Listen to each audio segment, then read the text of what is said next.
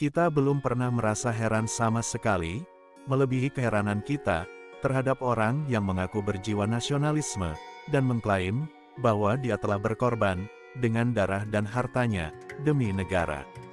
Namun, orang tersebut ternyata berupaya keras, merusak benteng-benteng ketahanan negara, dengan berbagai macam tindakan kesewenang-wenangan.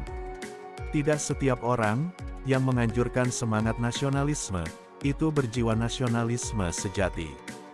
Sebelum engkau melihatnya sendiri, ia telah melakukan pekerjaan, yang dapat menghidupkan negara, dengan mengorbankan segala miliknya yang berharga, dan yang tidak berarti, demi kemajuan negara, serta mau berusaha, bersama-sama orang lain, untuk menjunjung tinggi martabat negara, dan bekerja keras bersama kawan-kawan senasib, membela negaranya.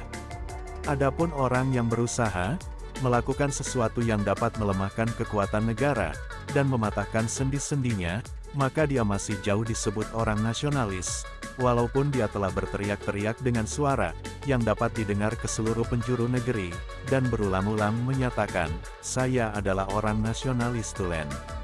Nasionalisme yang sejati, adalah kecintaan berusaha untuk kebaikan negara, dan bekerja demi kepentingannya, sedangkan seorang nasionalis tulen, adalah orang yang rela mati, demi tegaknya negara, dan rela sakit demi kebaikan rakyatnya. Ingatlah, bahwa negara itu, memiliki beberapa hak yang harus dipenuhi penduduknya. Seorang anak, baru dianggap sebagai anak yang sebenarnya, apabila dia telah melaksanakan kewajiban-kewajiban terhadap ayahnya. Begitu pula putra bangsa, tidak bisa disebut putra yang baik, kecuali jika dia mau bangkit, sanggup memikul beban, dan tanggung jawab, untuk mengabdi pada negara, mempertahankan negara dari rongrongan para provokator, dan membendung usaha-usaha para pengkhianat, atau pejuang-pejuang palsu. Di antara kewajiban-kewajiban, yang harus dipenuhi oleh setiap putra bangsa, adalah meningkatkan jumlah orang-orang terpelajar, yang bermoral tinggi dan baik, yang telah tertanam kuat dalam dadanya, kata mutiara yang amat terkenal, yakni, cinta tanah air itu bagian dari keimanan. Upaya meningkatkan jumlah orang-orang terpelajar tersebut tidak akan terwujud kecuali dengan mengorbankan harta, dengan niat demi kemaslahatan umum, mencurahkan tenaga dan pikiran untuk mendirikan lembaga-lembaga pendidikan yang dapat menghembuskan jiwa nasionalisme pada jiwa para pelajar, yang dapat menumbuhkan gagasan-gagasan mulia dan amal saleh dalam jiwa mereka, dan yang sanggup membangkitkan mereka, tatkala mereka menjadi dewasa, untuk berkhidmat, demi kepentingan negara, yang sedang berada di ambang kehancuran, akibat ulah putra-putra negara yang tidak bertanggung jawab, yang kejahatannya, melebihi kejahatan musuh-musuh yang sebenarnya. Dari orang-orang terpelajar yang sedang tumbuh itu, akan keluar gagasan, dan upaya-upaya, yang dapat menegakkan kehidupan masyarakat ini, yakni masyarakat yang hampir lenyap, karena kebodohan dan kehinaannya, masuk dalam catatan bangsa-bangsa yang telah punah. Manakala kaum terpelajar, yang telah terdidik dengan pendidikan yang benar, itu tumbuh dan mulai melibatkan diri, dalam kehidupan sosial, maka di antara mereka pasti ada yang membuat kejutan hebat, yang belum pernah dilihat mata, belum pernah terdengar oleh telinga, bahkan belum pernah terbayangkan dalam benak pikiran manusia sebelumnya. Pendidikan yang benar, merupakan roh atau jiwa kehidupan, dan ilmu pengetahuan merupakan darah segar suatu negara. Tidak mungkin kita hidup bahagia, tanpa pendidikan yang benar. Dan ilmu pendidikan, mendorong pada usaha dan bekerja, sedangkan ilmu pengetahuan menunjukkan pada jalan kebahagiaan. Kita sangat memerlukan industri-industri, dan perusahaan-perusahaan, serta perdagangan, yang dikelola secara nasional, agar negara dapat mencapai kemerdekaan, dalam bidang ekonomi, dan terbebas dari sikap menggantungkan diri, kepada pihak asing.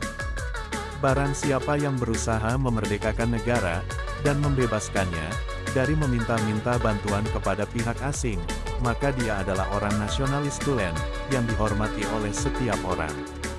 Setiap akhir hasil usaha, pasti ada pendahuluan-pendahuluannya, sedangkan pendahuluan kemerdekaan, adalah meningkatkan pendidikan dan pengajaran, kepada generasi muda. Agar mereka menjadi tangan-tangan atau pejabat-pejabat negara, yang mau bekerja, menjadi rohnya yang kuat, dan menjadi darah yang mengalir ke dalam seluruh bagian urat negara. Oleh karena itu, tingkatkanlah pendidikan anak-anak, maka negara pasti berjaya. Cinta tanah air merupakan sifat yang melekat pada jiwa setiap orang, yang tidak seorang pun mengingkarinya, kecuali orang-orang pembohong, dan yang cemas jiwanya. Hal yang memalingkan seseorang dari cinta tanah air, hanyalah pendidikan, yang salah satu ketidakberesan dalam cara berpikir otaknya, atau adanya darah keturunan asing. Orang semacam inilah yang memprovokasi orang-orang pribumi, agar memasuki negara tempat ia dilahirkan atau dibesarkan, dan menikmati hasil-hasil buminya.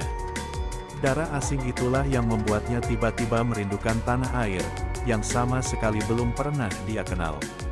Tanah air kita tidak lain adalah tempat kelahiran ayah, dan leluhurnya.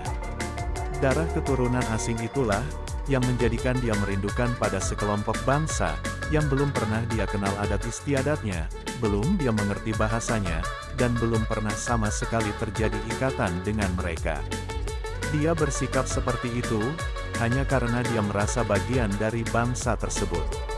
Orang yang demikian ini, sebaiknya cukup dengan kerinduannya itu saja, tidak perlu berusaha menjelekkan dan membuat kerusakan negara, yang memberinya tempat tinggal dan perlindungan.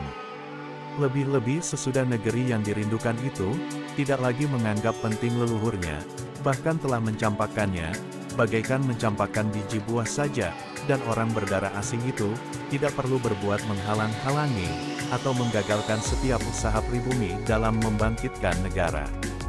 Wahai generasi penerus, semua harapan bangsa ditumpahkan kepada kalian, maka bangkitlah engkau, giat menuntut ilmu, semoga Allah melindungimu, dan berperangailah dengan perangai dan akhlak orang-orang terdahulu, karena negara telah memanggilmu, dan engkau adalah orang yang ditunggu-tunggu. Berhati-hatilah terhadap para pengkhianat perjuangan, waspadalah terhadap jebakan-jebakan mereka, dan sadarilah kejahatan atau perbuatan makar mereka. Sebab, mereka itu adalah penyakit negaramu yang sangat berbahaya, dan racun yang mematikanmu. Ingatlah bahwa tidak ada yang menyebabkan negara menjadi berantakan, dan enggan melakukan usaha perbaikan, kecuali orang-orang pengkhianat. Dan pejuang-pejuang palsu tersebut, mereka itu adalah musuh yang paling jahat, dan penyakit yang paling berbahaya. Jadilah engkau seperti bencana dahsyat, penyakit ganas, maut yang mengerikan, dan pengawas yang terus memata-matai terhadap mereka. Hati-hatilah engkau, jangan sampai terburu-buru tergiur oleh kedudukan, sebelum engkau siap melancarkan perjuangan pada sasaran, dan janganlah engkau berhenti memantau orang-orang yang hendak berbuat kerusakan. Realisasikan cita-citamu, maka negara dan bangsamu akan hidup sejahtera bersamamu.